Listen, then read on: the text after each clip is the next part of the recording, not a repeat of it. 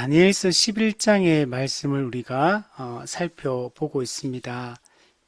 다니엘이 히데겔 강가에서 본 환상의 내용을 기록을 하고 있고, 이 다니엘 11장에 나타나 있는 이 환상의 그 내용은 하나님께서 인류 역사를 어떻게 운행하고 계신지, 그리고 어떻게 하나님께서 결국에는 하나님이 꿈꾸시는 하나님 나라를 완성하실 것인지에 대해서 기록을 하고 있습니다. 특별히 페르시아 왕국, 그리고 헬라 왕국에 대한 얘기, 그리고 오늘에 보면 로마 왕국까지 오늘 본문에 등장을 하고 있습니다. 그리고 그것을 이어서 이제 영원한 하나님 나라가 서게 될 것을 보여주고 있습니다. 인류 역사는 제국의 역사이고 힘의 역사입니다. 그래서 이 땅에 일어났던 수많은 이 강력한 대제국들에 대한 이야기들을 하고 있습니다. 물론 우리 지금 다니엘서에 등장하는 그 금신상에 또 나타났고 또 짐승으로도 또 묘사되었던 이 제국은 바벨론, 또 페르시아, 그 다음에 헬라, 그리고 로마 제국까지 이 네 제국에 대한 이야기를 하고 있지만, 이 네 제국은 인류 역사 속에 일어났던 모든 세상 나라, 인간 왕국을 상징하고 있다라고 얘기를 할 수 있습니다. 이 인간 왕국은 끊임없이 힘과 힘이 격돌하는 세상이고, 끊임없이 패권을 다투고 서로가 땅을 차지하고 자원을 차지하기 위한 그 전쟁의 역사라는 것들을 알 수가 있습니다. 그래서 타락한 세상 나라는 끊임없이 흥망성쇠의 과정을 거친다는 것들을 볼 수가 있습니다. 그래서 멈추지 않고 끊임없이 한 나라가 섰다 하더라도 또 얼마 있지 않으면 또 무너지고, 또 새로운 제국이 등장하고, 또 힘을 떨치고 영원할 것 같지만 결국에는 또 무너지는 것이 인류 역사의 이 과정임을 볼 수가 있어요. 그래서 세상 나라는, 하나님 없는 세상 나라는 결국에는 다 무너진다는 게 이 다니엘서의 핵심적인 내용입니다. 아주 강력한 이 힘을 가진 왕이 등장하고, 또 땅을, 영토를 확장하고 힘을 키우고, 또 강력한 군대를 만들고 함대를 만들고 이렇게 하지만 결국에는 다 무너진다는 것들이 그것을 우리가 이 다니엘서를 통해 볼 수 있고, 그래도 결국에는 이 세상 나라가 다 무너지고 하나님 나라, 영원히 망하지 않는 나라, 그 주권이 다른 백성에게 돌아가지 않는 영원한 하나님 나라가 세워진다라는 것들을 보여줍니다. 세상에 강력한 그 왕들이 등장을 합니다. 특별히 다니엘 11장에 이 헬라 왕국의 그 양대 산맥이라고 할 수 있는 이 시리아의 셀류쿠스 왕조와 또 애굽을 중심으로 한 이 프톨레미 왕조, 두 남방왕과 북방왕의 이 패권 다툼에 대한 얘기가 등장하고, 그 중에서도 북방왕의 한 비천한 왕이 등장하는데, 그가 강력한 세력을 구축합니다. 그 사람이 누구냐면 셀류쿠스 왕조의 안티오쿠스 4세입니다. 안티오쿠스 4세 이름이 에피파네스입니다. 이 사람은 엄청난 짓들을 벌이고 아주 잔인하고 난폭하고 악하고 그런 왕이에요. 강력한 힘으로 간교하고 이 계략을 짜서 막 뭐 나쁜 짓들을, 음모를 꾸미고 막 이런 짓들을 하고, 아주 그런 사람이 대명사로 등장하거든요. 이 사람이 이 성경에서는 어떤 인물로 묘사되냐면 적그리스도로, 이제 적그리스도의 원형이 이 사람입니다. 그래서 이 사람이 최초로 그 유대 민족을 아주 심하게 박해를 합니다. 그래서 하나님의 언약 백성을 박해했던 최초의 그 인물, 하나님의 언약 백성, 하나님 나라를 망치려고 하는 어떤 대표적인 인물로 묘사되는 게 이 안티오쿠스 4세 에피파네스. 그래서 이 사람이 적그리스도의 모형이요. 적그리스도, 그리스도를 반대한다. 예. 그리스도를 안티한다. 안티 그리스도. 예. 이 적그리스도가 신약에 가면 예수님께서도 적그리스도에 대해서 말씀하시고 사도 바울도 또 사도 요한도 이 적그리스도에 대한 얘기를 계속해요. 베드로도. 예. 이 적그리스도는 오고 오는 모든 시대 동안에 하나님과 또 하나님의 백성 언약 공동체인 교회를 핍박하고 박해하고 유혹해서 무너뜨리려고 하는 이런 세력이 등장. 이게 요한계시록 13장에 가면 두 짐승, 바다에서 올라오는 첫 번째 짐승이 바로 이 적그리스도입니다. 그리고 땅에서 올라오는 두 번째 짐승이 이 적그리스도가 정치적인 면에서 활동을 한다면 그와 함께 어떤 약간 이렇게 동업자처럼 이렇게 하는 사람이 두 번째 짐승 거짓 선지자, 이 종교적 영역에서 사람들을 거짓 사상으로 미혹하는 역할을 하는 이게 계시록 12장에 등장하는 용, 옛뱀, 용, 마귀가 그의 하수인으로 세운 존재가 이 두 짐승이거든요. 거짓 선지자와 적그리스도.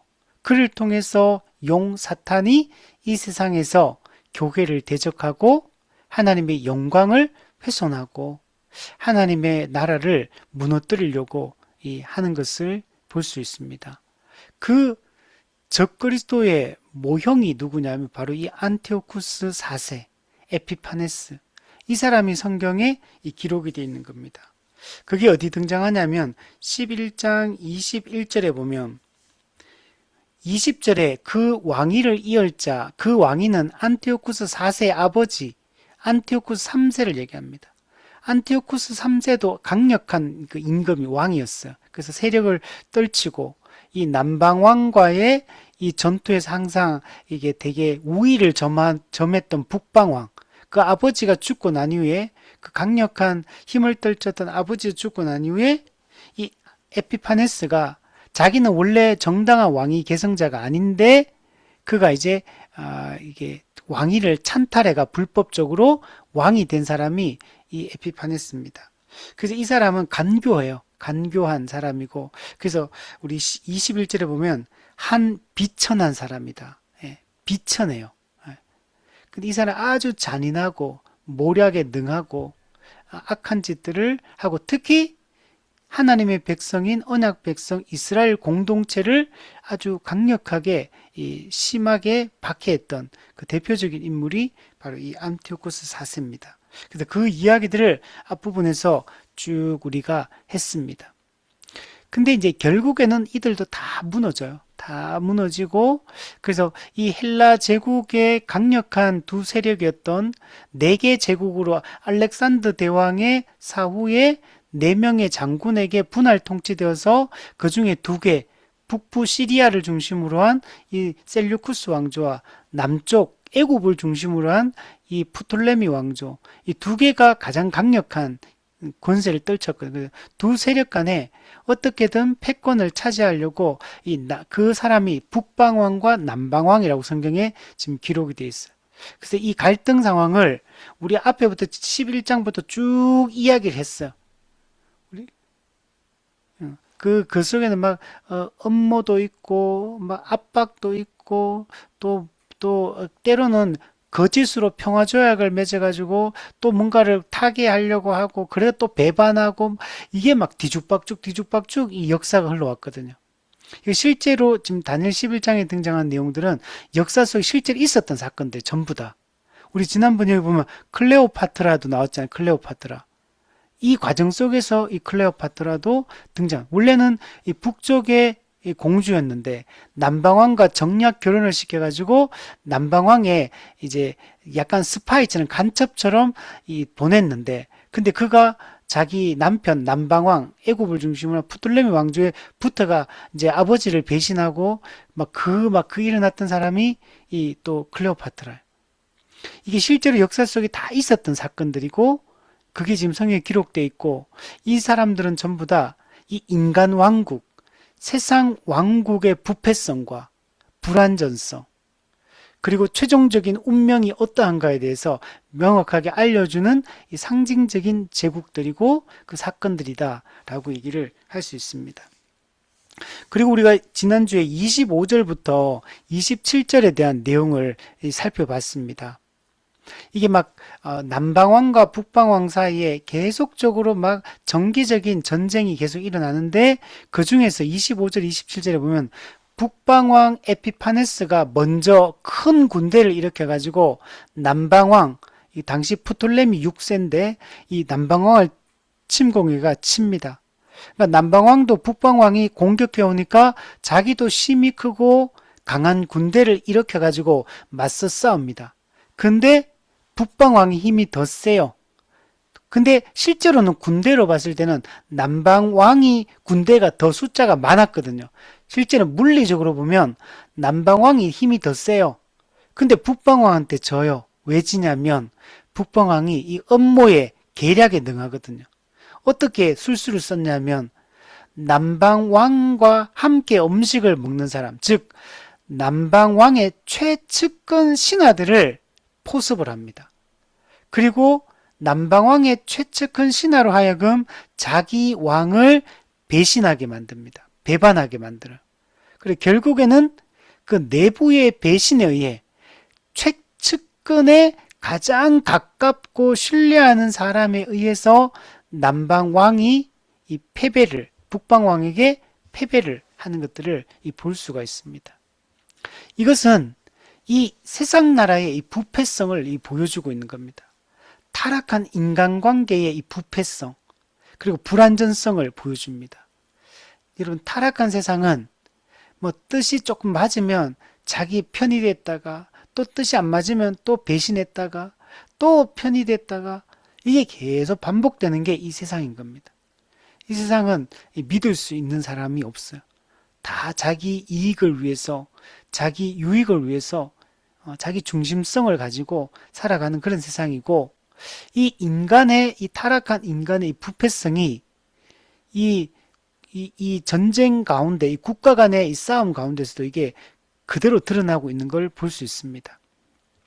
그래서 1차적으로는 이게 그 북방왕 에피파네스가 남방 애굽을 1차 침공한 거, 1차 침공, 오늘에는 2차 침공의 내용들이 또 등장을 하거든요.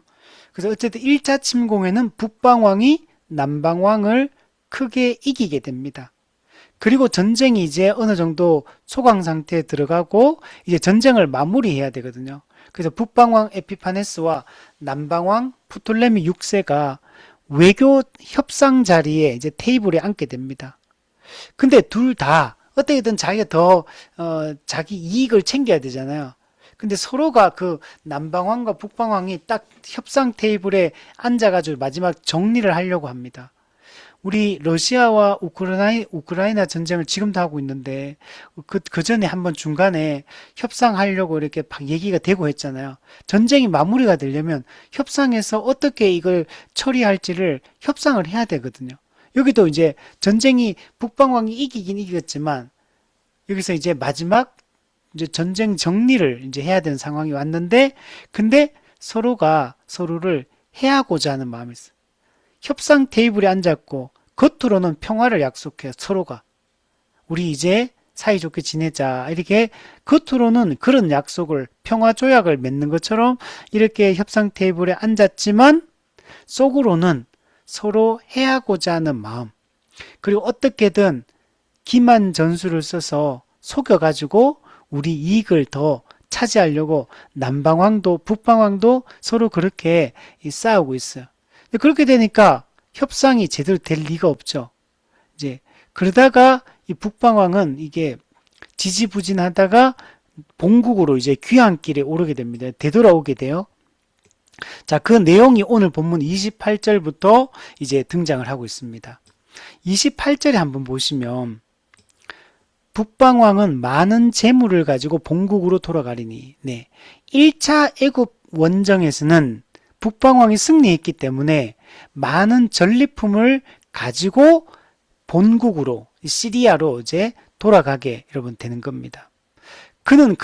그는 마음으로 거룩한 언약을 거스르며, 예, 거룩한 언약을 거스른다. 그리고 또한 자기 마음대로 행하고, 그리고 본토로 돌아간다. 이렇게 표현을 하고 있어요. 이 북방왕 안티오쿠스 4세 에피파네스는 이 1차 원정에서 승리한 후에 전리품을 가지고 돌아오는데, 돌아오는 그 길목에 누가 있냐면 이스라엘 땅이 있어요. 시리아와 남방과 북방 중간에 이 이스라엘 땅이 거기 있거든요. 애굽과 시리아 그 중간에 이스라엘 땅이 있잖아요. 지금도 그러니까 막 싸우고 있잖아요.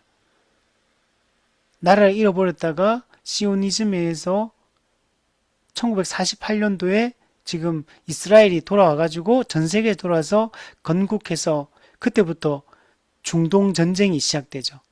그 중동 전쟁이 제가 정확히 기억이 안 나요. 6차까지인가 6차 중동 전쟁까지 하고, 근데 이스라엘이 계속 이겼죠. 승리를 했죠. 그래서 지금의 저 땅을 이제 차지했는데, 그러나 이스라엘은 여전히 불안하고, 그리고 또 땅을 더 넓혀야겠고, 그러니까 지금 전쟁을 여전히 지금도 전쟁하고 있잖아요. 지금 그게 지금 계속되고 있는 거예요. 자, 어쨌든 간에 이제 그 이스라엘 땅을 이제 중간에 있으니까 돌아오는 가운데, 그러면은 자기가 애굽하고 어쨌든 전쟁에 이겼고 전리품 이제 많이 빼앗아 가지고 재물을 가지고 본국으로 돌아가면, 이제 전쟁에 승리한 왕이 본국으로 돌아가면 이제 돌아가면 되는데, 돌아가면서 어떻게 하냐면 이스라엘 땅을 들러 가지고 이스라엘을 막 공격하고 이스라엘을 성전을 약탈하고 막 폐륜적인 그런 잔인한 일들을 막 저지르고 그렇게 돌아가요. 원래 전쟁하면 그런 데 많거든요. 예전에 중국도 우리 조선이라 이런데 전쟁하면 그 막 도와주고 왔는데, 도와주러 왔다 해놓고 근데 와가지고 막 이렇게 겁탈하기도 하고 재물을 함부로 막 빼앗고 막 이런 일들을, 악랄한 짓들을 하거든요. 과거에 중세시대에 십자군 전쟁 똑같았어요. 십자군 전쟁이 성지 탈환이라는 명분을 내세웠지만 결국에는 정치적 야망으로 땅 넓히려고 했던 전쟁이었고 패권 다툼을 했던 거고, 그 당시에 이슬람 군대에 의해서 이제 그 핍박을 받았던 것보다 이 십자군들에 의해서 엄청 패륜적인 그런 잔인한 짓들을 십자군들이 자행을 했거든요. 그런 일들이 일어나요. 마찬가지 여기서도 똑같은 일들이 일어납니다. 그래서 여기 보면 그는, 에피파네스는 마음으로 거룩한 언약을 거슬렀다. 거룩한 언약을 어겼다는 거예요. 그럼 이 거룩한 언약이 뭐냐면 하나님과 이스라엘 백성 사이에 맺어진 언약을 얘기합니다. 우리 구약 성경에 기록되어 있는 하나님과 자기 백성 이스라엘과 맺은 이 언약을 이야기하는 거. 메시아를 통한 구원을 약속하고 있고 하나님 나라 회복을 약속을 하고 있습니다. 근데 이 에피파네스가 거룩한 언약을 거스렀다라는 얘기는 하나님과 이스라엘 백성 사이에 맺어진 이 거룩한 언약에 대해서 적대했다. 그리고 이들을 박해하고 핍박하기 시작했다라는 것을 이야기를 하고 있습니다. 그래서 칼빈은 이 부분에 대해서 거룩한 언약에 대한 적대는 단지 율법의 외형에 대한 공격이 아니라 하나님의 구원 계획 자체에 대한 대적이다.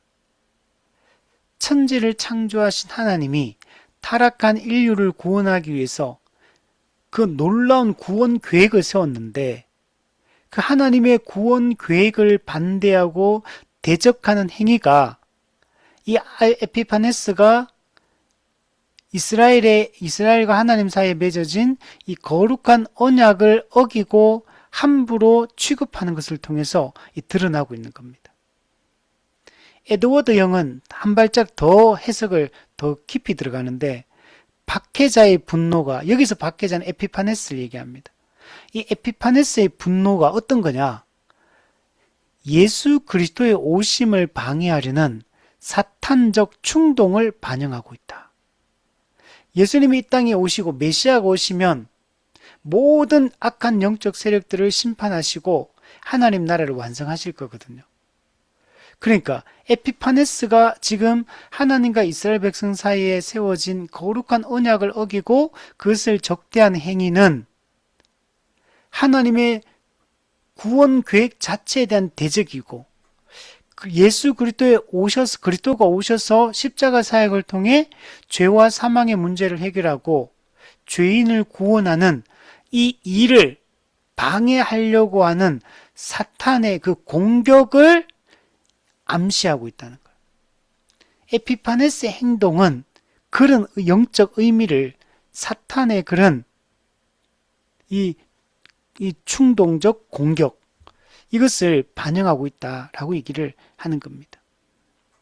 에피파네스는 하나님의 언약 백성을 향하여 강한 적대감을 가지고 있었고, 분노하면서 이스라엘 백성들을 공격하고 성전에 들어가서 함부로 그 성전을 더럽히고, 하나님을 예배하는 구별된 장소잖아요, 당시에. 근데 이곳을 함부로 했습니다. 이것은 곧 어떤 의미냐면 하나님이 통치하는 세상을 공격하는 것, 하나님 나라를 향한 공격이요, 이 적대 행위를 하고 있다. 그래서 이 안티오쿠스 4세 에피파네스를 적그리스도의 모형이다, 적그리스도의 원형이다 라고 얘기를 하는 겁니다. 이 에피파네스는 타락한 본성, 사탄이 주는 그 악한 마음, 이 마음을 가지고 행했어요. 그래서 오늘 본문에 자기 마음대로 행한다. 사탄이 그 배후에서 조장하는 그 악한 마음을 따라 자기 하고 싶은 대로, 자기 욕망이 들끓는 대로, 자기의 그 악한 마음대로 모든 짓을 다 하고 그 고향으로, 본국으로 돌아갔다라고 얘기를 합니다. 그리고 29절에 보면 작정된 기한에 그가 다시 나와서 남방에 이를 것이나 이번이 그 전번만 못하리라. 이거는 뭐냐면 그가 다시 나온다. 에피파네스가, 여러분 아까 전에 그게 떠나왔던 게 BC 169년이었거든요. 근데 1년 후에 곧바로 재침공을 합니다. 2차 애굽 원정을 떠납니다. 2차 애굽 침공을 또 해요. 전쟁 끝난 지 얼마 되지 1년밖에 안 됐는데 1년 만에 또 재침공을 또 한다는 얘기예요. 자, 그런데 이번이 그 전번만 못하린다. 1차 침공 때는 에피파네스가 완전 승리를 했거든요. 그 전리품을 가지고 돌아왔잖아요. 근데 2차 침공은 1차 침공처럼 그렇지 못할 것이다 라고 얘기를 하고 있는 겁니다. 근데 여기 재밌는 거는 작정된 기한에, 이렇게 와요. 작정된 기한에 그가 다시 나와서 남방에 이른다. 그러면 이렇게 생각할 수 있잖아요. 북방 왕 에피파네스가 침공할 전쟁 계획을 이렇게 미리 계획을 다 세워두었다는 말이구나. 작정된 기한, 미리 2차 침공 우리 언제 하겠다, 이걸 미리 다 세워놨고 그 계획에 따라서 실행하고 있는 것이다, 이렇게 생각할 수 있는데, 이제 여기서는 그런 의미로 말하는 게 아니라 작정된 기한은 하나님의 작정을 얘기하는 거예요. 겉으로 볼 때는 세상의 모든 사건이 우연히 일어나는 것 같고, 또 에피파네스와 같은 이런 인간의 권력 의지에 의해서 이런 일들이 일어나는 것처럼 우리는 생각할 수 있어요. 이 세상 속에서 일어나는 수많은 사건, 사고들, 이런 것들이 인간에 의해서, 누군가의 계획에 의해서 이 모든 것들이 주도되고, 우리 인간이 주도권을 가지고 이 모든 일들을 계획하고 실행하고 하는 걸로 생각할 수 있습니다. 그러나 그 이면에는 하나님의 섭리가 있는 겁니다. 작정된 기한, 하나님이 작정한 시간표가 있는 겁니다. 겉으로는 인간은 자기 맘대로 해요. 에피파네스도 지금 자기 맘대로 하는 거예요, 지금. 자기 악한 마음을 따라 그렇게 2차 침공을 한 겁니다. 근데 그 배후에는 하나님의 섭리가 있다는 거. 하나님은 모든 것을 하나님의 때에 그 모든 일들이 진행되게 하시고, 하나님은 모든 일들을 그의 뜻대로 주관하시고 이끌어 가시는 분이라는 것을 우리가 생각을 해야 됩니다. 2차 애굽 이 원정이 에피파네스의 그 악한 음모에 의해서 겉으로 볼 때는 일어나는 일이지만, 이것조차도 하나님의 작정된 기한 가운데 때에 이 모든 일들이 일어나고,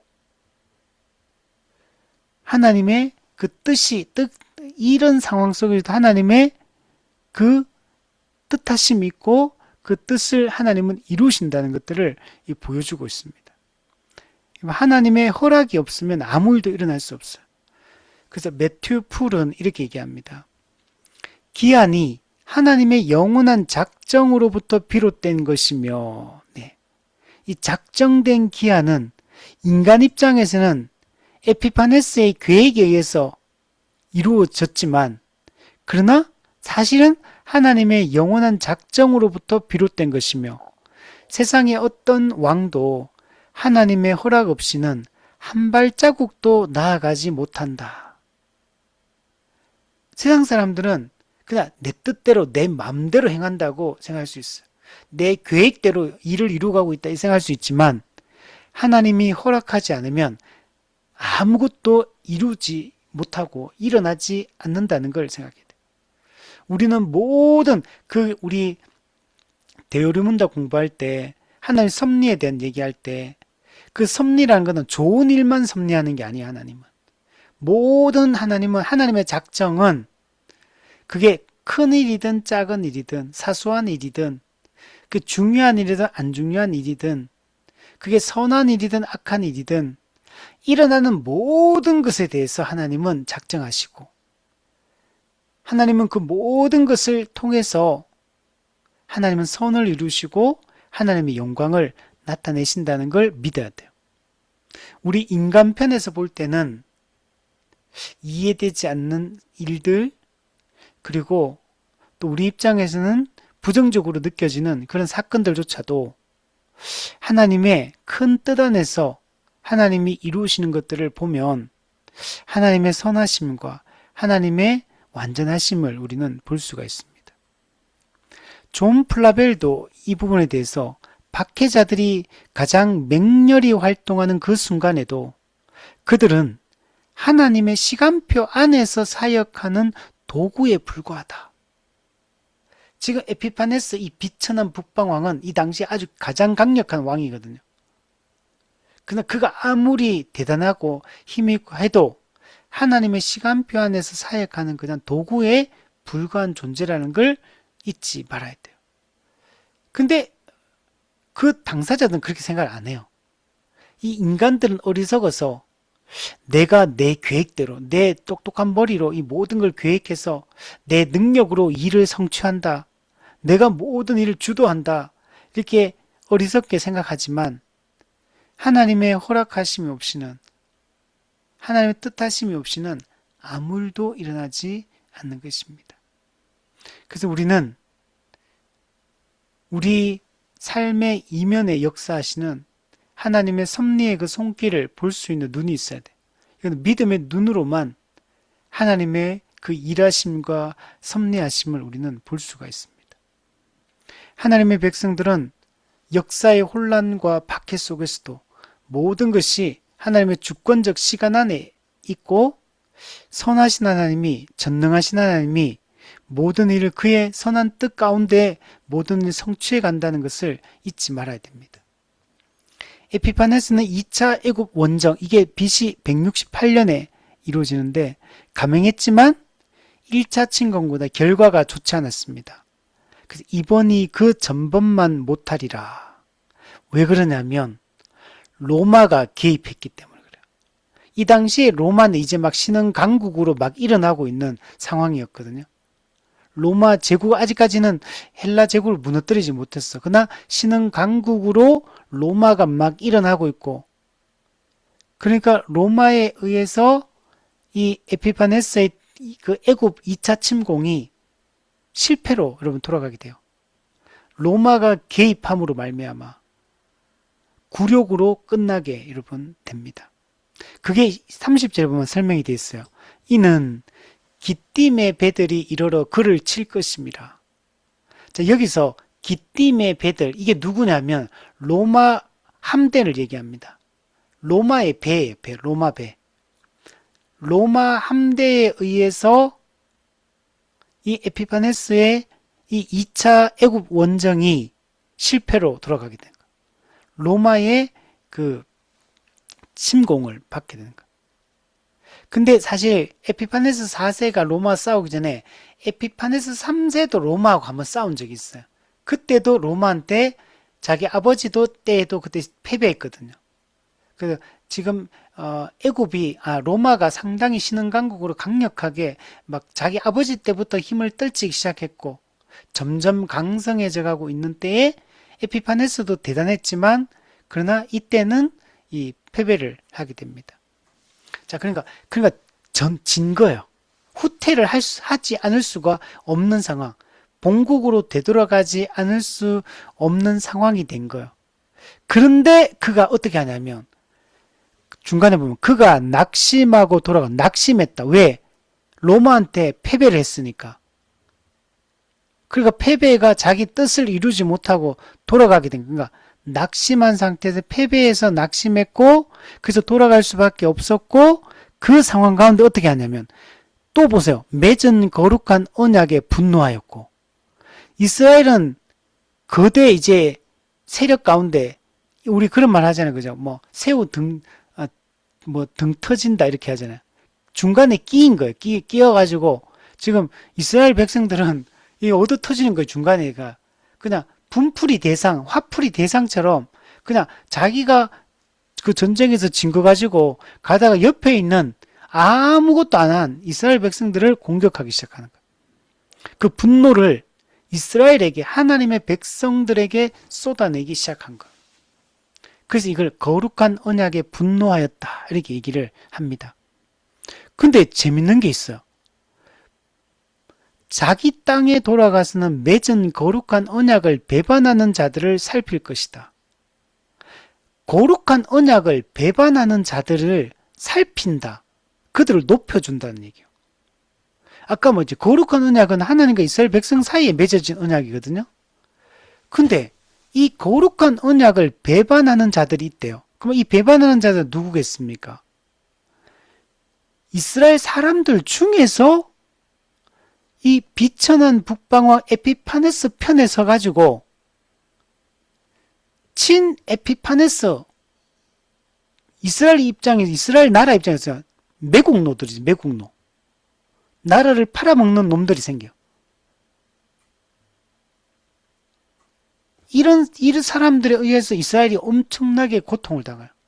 에피파네스는 안 그래도 잔인하고 난폭하고 악한데 근데 이 사람이 이스라엘을 공격할 수 있도록 그 도와주는 역할을 누가 하냐? 이스라엘 사람이 그렇게 하는 거. 이스라엘 사람 중에 거룩한 언약을 배반하는 자들이 나타나서 친 에피파네스 입장에 서서 그들을 도와서 이스라엘을 공격하게 만들어요. 이스라엘을 이렇게 압박하는 그런 역할들을 하게 되는 겁니다. 이 사람들 누구냐면 유대인인데 헬레니즘 주의자들. 이 헬라 제국을 좋아하는 사람이에요. 우리로 따지면 우리 이런 거 있잖아요. 뭐 친미파, 친중파, 뭐 친러파 이런 거 있잖아요. 친일파 이런 거 있잖아요. 그처럼 이 사람들은 친헬레니즘 주의자들인 거예요. 그래서 자기들은 유대인이면 유대주의로 살아야 되잖아요. 근데 헬레니즘, 헬라 제국의 충성을 맹세하고 그들을 에피파네스를 도와가지고 자기 동족을 핍박하고 자기 나라를 훼손하고 함부로 난폭하게 그 악한 짓들을 하는데도 그 길을 도와가지고 그런 역할들을 하게 되는 겁니다. 그런데 이 에피파네스 어떻게 했어요? 이런 사람들 자기 일을 도와주니까 좋아할 거잖아요. 그러니까 자기 땅에 돌아가서 이 언약을 배반하는 이 유대주의자들을, 유대 헬레니즘주의자들을 살핀다. 이 살핀다는 말은 호의를 베푼다. 높은 자리에 앉혀준다 이런 뜻이에요. 이런 짓들을 했던 겁니다. 이들은 세상 권세에 빌붙어서 동족을 팔아넘기는 이 매국노들이에요. 그래서 이스라엘 백성이 엄청난 고난을 받게 됩니다. 그러니까 내부에서 적이 일어난 거예요. 우리 동족인데 자기 동족을 팔아먹고 그리고 자기는 호의호식하는 이런 매국노들인 거예요. 우리나라에도 을사오적이라고 있잖아요. 1905년도에 을사늑약이 체결이 됩니다. 당시에 대한제국이었죠. 일제의 강압에 굴복해서 대한제국의 이 외교권을, 주권을 일본에 그냥 넘기는데, 당시에 대한제국의 오늘날 따지면 그런, 그 장관들, 우리 농림부 장관, 내무부 장관, 이런 거, 장관들이 이 사람들이 서명을 해가지고 나라를 팔아먹은 거야. 이 사람들 을사오적, 매국노의 상징이 되죠. 당시에 이완용, 우리 잘 알지, 이완용. 학부 대신 이 을사오적의 수괴이고 을사늑약을 체결하는데 주도적 역할을 했던 사람 이완용. 이 사람이 학부 대신, 박재순 외부 대신, 외부는 이제 외교하는 이런 쪽 하면 조약문에 직접 서명을 했던 사람이 이 박재순. 그리고 내무 대신, 내무부가 우리 옛날에 보면 이지용, 군부 대신, 이거는 우리나라 오늘날 국방부 장관 이근택, 그리고 농상공부 대신 권중현, 이 5명에 의해서 나라를 팔아먹은 거죠. 근데 이때 오늘날 총리격이었던 참정 대신 한규설 이런 사람 같은 경우는 이 끝까지 이 조약하면 안 된다고, 이 을사늑약이죠. 을사늑약, 을사조약이 아니고 강제로 이렇게 했죠. 그래서 나라의 주권을 빼앗기게 됩니다. 이후에 이 을사오적이 일제로부터 그 자귀를 받고 아주 호화롭게 살아요. 그래서 평생 호화롭게 누리다가 살았습니다. 그러다가 우리나라에서 이 사람들이 2005년도에 그 대통령 소속의 친일 반민족 행위 진상규명위원회가 당시 친일 반민족 행위자 명단을 그 당시에 만들었는데, 그때 이 대표적으로 이 사람들이 친일파, 이제 이 이름이 올라갔던 사람들이 이 을사오적입니다. 마찬가지로 그때 이런 사람들의 이런 짓이 있기 때문에 나라가 주권을 빼앗기게 되고 고통을 받게 되는 거예요. 마찬가지로 이 당시 에피파네스가 로마 애굽을 침공하는 도중에 로마의 군대에 또 공격을 받다가 후퇴하는데 그 화풀이를 이스라엘 사람들한테 이 화풀이를 해버린 겁니다. 그래서 근데 그게 그냥 그 에피파네스의 그냥 그 군대에 의한 것만 아니라 유대인인데 헬레니즘주의자들, 친헬라파 이런 사람들에 의해서 이스라엘 민족이 엄청난 고통을 받게 되는 걸 볼 수 있어요. 그래서 토마스 구딘이 이렇게 얘기합니다. 배교자들, 이 배교자들이 박해자와 공모하는 이 현상은 신약의 교회에서도 반복되고 있다. 특히 핍박의 시기에 내부의 이 배교와 배도가 더 큰 위협이 될 수 있다. 그죠?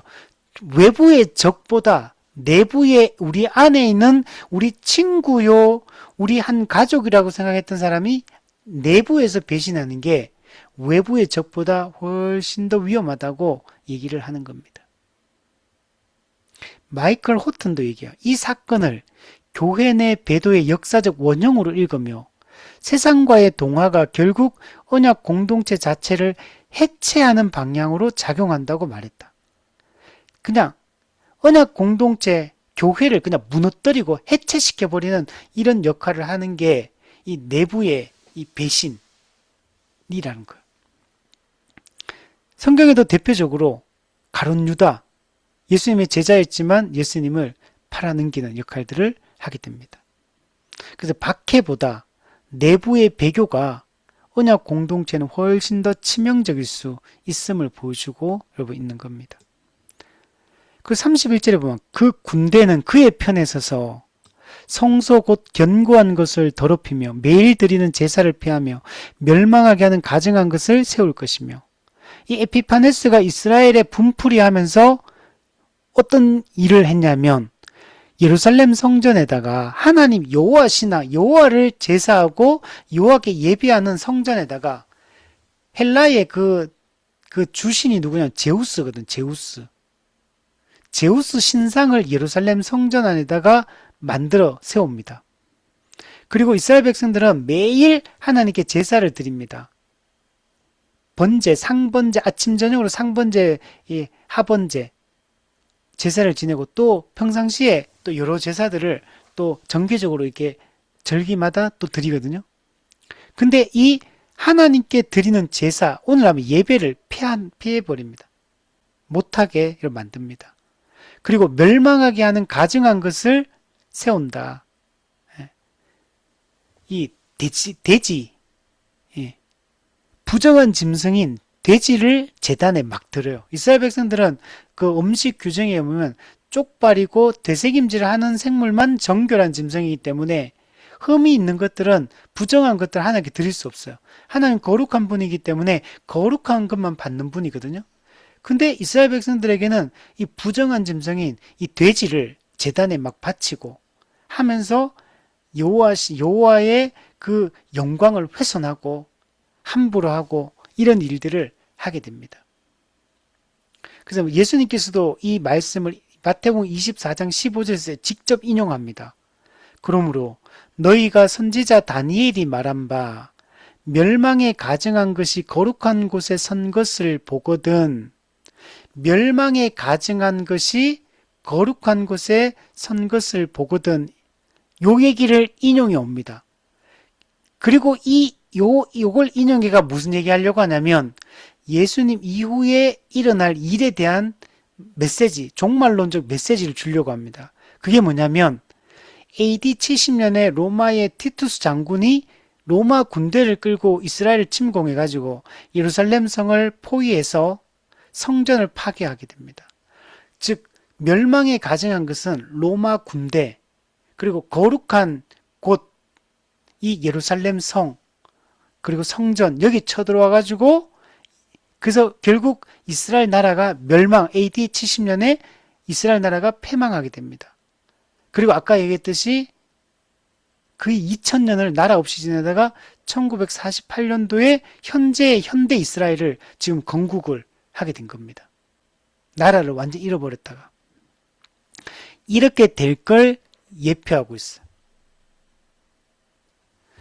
윌리엄 퍼킨스는 이렇게 얘기합니다. 매일 드리는 제사의 폐지를 그리스도의 영원한 제사장직이 예표하는 제2의 잠정적 중단으로 보았다. 매일 드리는 제사를 에피판에서 폐지했는데 영적으로 보면 예수님이 대제사장이면서 영원한 또 희생 제물로서 그분에 의해서 드려지는 단번에 영원한 그 제사를 통해 우리의 죄가 해결이 되는데, 이 매일 드리는 제사를 폐지한다는 이것은 영적으로 볼 때 그리스도의 단번에 영원한 제사야 그 효력을 중단시켜버리는, 그 잠정적으로 끊어버리는 것을 예표하고 있다. 이 사건이 하나님의 집이 얼마나 심각한 위협에 노출될 수 있는가를 보여준다고 말했다. 네. 하나님의 집, 이 성전이라는 것은 이스라엘 백성의 중심이거든요. 성전을 중심으로 모든 게 돌아가거든요. 하나님 여호와 신앙 중심으로 모든 생활이 돌아가는데, 이 성전을 더럽히고 제사를 폐지하고 부정한 흠 있는 제물을 드리고 하는 것들은 이 하나님의 이 모든 영광과 이 거룩을 다 훼손하는 이런 일들을 하는 겁니다. 에드먼드 클라우니도 얘기한, 성전이 더럽혀지고 제사가 폐지되는 어둠 속에서도 참된 성전이신 그리스도께서 오심으로 모든 예표적 제사가 완성된다는 구속사를 이 본문이 보여준다. 네. 1차적으로는 이 모든 것을 위협하고 파괴시키는 이런 행동들이지만 이런 모든 것들이 파괴됨으로 말미암아 어떻게 되냐면 참된 성전이신 예수님이 오시게 되는 거예요. 그리고 그 예수님에 의해서 참된 제사가 드려지게 되는 거예요. 모든 거짓된 예표적 모형적 제사는 다 무너지고 참된 제사가 드려지게 될 것을 우리는 기대하게 되고 그걸 알 수가 있다는 겁니다. 그리고 32절에 보면 마지막으로 그가 또 언약을 배반하고 악행하는 자를 속임수로 타락시킬 것이나 오직 자기의 하나님을 아는 백성은 강하여 용맹을 떨치리라. 와, 여기에 이제 영광이 나타납니다. 에피파네스는 언약을 아까 배반한다. 거룩한 언약을 배반하잖아요. 그리고 유대 헬레니즘주의자들이 에피파네스와 손잡고 친헬라파가 돼가지고 자기 동족을 공격하고 자기 민족을 무너뜨리는 역할을 했잖아요. 이들이 악행하는 자예요. 언약을 배반하고 악행하는 자를 속임수로 타락시킨다. 에피파네스는 자기를 따르고 자기를 도와주는 이 사람들도 속여 또 속임수로 타락시켜버려요. 그래서 같이 그 악랄한 짓들을 했던 겁니다. 근데 이스라엘 민족 중에는 하나님의 백성들 중에는 그런 사람만 있는 게 아니라는 거예요. 누가 있냐면 오직 자기 하나님을 아는 백성이 있어요. 그들은 강하여 용맹을 떨치리라. 두 집단을 날카롭게 대조시키고 있어요. 이 이스라엘 공동체 가운데 이 언약을 배반하는 자들도 있지만 하나님을 알고 하나님을 신뢰하고 그분을 섬기는 자들이 있어요. 믿음을 배반하는 자들이 있는 반면에 끝까지 믿음을 굳게 지키는 사람들이 있다는 겁니다. 여기서 하나님을 안다라는 것은 단순히 어떤 그런 외적인 지식을 가지고 있다. 단순히 그런 얘기를 하는 게 아니라 하나님과 이 언약적 관계에서 하나님을 깊이 신뢰하고 그 하나님 앞에서 전적인 헌신을 다짐하며 그분의 영광을 위해서 살아간다라는 의미를 담고 있는 거예요. 이 하나님을 정말 알고 그 하나님을 예배하고 섬기는 자들이 있다는 거. 이들은 강하고 용맹을 떨치고 주의 나라와 그 의를 위해서 하나님의 영광을 위해서 살아가는 자들이 언약 공동체 안에는 존재하고 있다는 것. 만약 모든 사람이 거룩한 언약을 배반하는 자라면 우리는 소망이 없죠. 근데 그런 사람도 있지만 또 하나님을 아는 백성들이 믿음의 용기를 내고 용맹을 떨치는 강한 믿음을 가진 이런 하나님의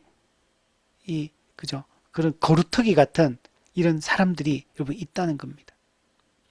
우리 엘리야 시대에도 나만 홀로 남았거늘 다 하나님을 배반하고 떠난 줄 알았는데 하나님께 뭐라 합니까? 내가 정말 바알에게 무릎 꿇지 아니한 7,000명을 남겨두었다. 하나님 모든 사람이 배반하고 바알 숭배하고 하나님을 떠나지만 하나님을 끝까지 신뢰하고 믿음으로 살아가는 그 남은 자들이 여러분 있습니다. 오늘날에도 교회는 점점 고립화되어지고 점점 교회 안에 있는 사람들도 믿음이 정말 있는지 없는지 확인이 되지 않는 사람들도 넘쳐나고 그리고 아예 그냥 교회를 다 떠나요. 그냥 숫자가 줄고 점점 더 교회는 노령화, 고령화 되어지고 젊은 세대는 지금 다 떠나는 이런 시대를 살고 있어요. 근데 교회가 점점 쇠퇴해가고 망하고 있는 것처럼 느껴질 수도 있어요. 그리고 막 수많은 교회 안에서 일어나는 사건, 사고들 정말 입에 담기도 부끄러운 그런 사고들이 그냥 끊임없이 일어나고 있고 교회 성도라고 불리는 우리도 정말 성도가 맞는지 그냥 세상 사람들하고 아무런 차이를 발견할 수 없는 이런 시대, 뭔가 소망이 생기지 않는 이런 시대를 살고 있지만, 그러나 여러분, 하나님이 남겨둔 자들, 남은 자들이 있습니다. 하나님의 택한 거룩한 백성들이 곳곳에서 하나님의 영광과 주의 나라를 위해서 여전히 힘있게 살아가는 자들을 일단 강하고 용맹을 떨치며 믿음으로 나아가는 사람들이 있습니다. 존 오웬은 얘기합니다. 하나님을 아는 참된 지식은 핍박 앞에서 무너지지 않는 내면적 힘의 원천이라고 보았으며 이 지식이 신앙 고백의 견고함을 낳는다. 참된 지식에서 신앙 고백의 견고함이 여러분 나오는 겁니다. 여러분 성도가 이 용맹을 떨칠 수 있는 것은 어떤 외적인 조건이 좋아서 어떤 자기의 의지가 강해서 이루어지는 게 아니에요. 하나님이 어떤 분인가를 알고 그분의 그 약속의 말씀을 신뢰하기 때문에 거기서부터 그 힘이 나오는 겁니다. 실제로 강하게 용맹을 떨치잖아요. 이게 역사 속에도 어떤 식으로 나타나냐면 마카비 혁명을 통해서 한번 일어납니다. 그래서 마카비들에 의해서 이스라엘 민족이 잠시 독립을 맞이하는 순간이 있어 한 100년 정도. 그리고 또다시 로마에게 식민지가 됩니다. 그리고 AD 70년에 이스라엘 민족이 완전히 패망해서 나라가 멸망합니다. 그렇지만 이게 결국엔 어떻게 되냐면 결국에는 마지막 때에 참된 이스라엘, 참 이스라엘, 새 이스라엘, 영적 이스라엘인 교회에 의해서 완전히 회복이 되어져요. 육적 이스라엘은 망하고 패망합니다. 그러나 영적 이스라엘은 패망하지 않아요.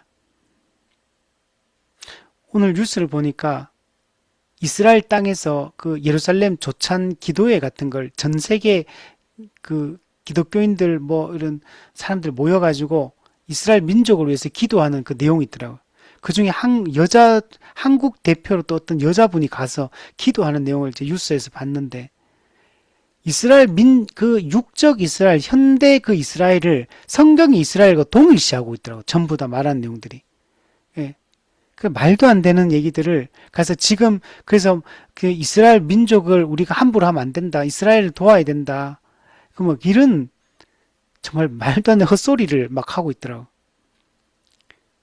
이게 하나님의 뜻이 어디에서 성취되는지 전혀 이해를 하지 못하고 육적 이스라엘과 영적 이스라엘의 개념을 모르고 그러니까 저런 헛된 일들을 시행하고 여러분 있는 겁니다. 그들 입장에서 진심으로 눈물을 흘리며 기도하고 있지만 그게 어리석은 눈물인 거예요. 불필요한 눈물을 거기서 흘리고 진짜 기도해야 될 걸 기도하지 못하는 이런 어리석음이 있는 겁니다. 여러분 이 마카비 혁명 때 잠시 이 하나님의 뜻이 용맹을 떨치는 일들이 일어나지만 결국에는 우리 마지막 때 하나님의 백성인 이 교회를 통해서 여러분 이 우리가 용맹을 떨치는 거예요. 그래서 성경에 보면 성도들의 인내가 이제 필요하다라고 얘기해요. 야고보에서 인내를 온전히 이루라 그러죠. 예수님께서도 너희가 내 이름으로 말미암아 모든 사람에게 미움을 받을 것이나 끝까지 견디는 자는 구원을 받으리라. 요한계시록에도 끝까지 견디는 자는 구원을 받으리라. 교회는 세상의 꾀임과 압력 앞에 서 있습니다. 사탄이 그 배후에서 끊임없이 조장하고 끊임없이 공격해요. 그러나 우리는 끝까지 믿음을 지키고 하나님 중심, 말씀 중심, 교회 중심의 삶을 우리는 살아가야 되는 것입니다. 정리하면 이 비천한 북방왕 아무리 강해도 결국은 보세요. 로마에게 자기가 패배가 이렇게 쫓겨나리라고 누가 생각했어요? 그리고 그가 아무리 막 힘을 떨치고 권세를 떨쳐도 결국은 쇠락해 가는 거야. 거기에 빌붙어서 세상 권력에 빌붙어서 하나님을 배신하고 떠나는 이 사람들도 있지만 그들은 다 그들과 함께 멸망하겠지만 끝까지 믿음을 지키고 신앙적 용기를 내는 사람들은 영원한 그 영광에 들어가게 됩니다. 끝까지 인내하며 믿음을 지키며 살아갈 수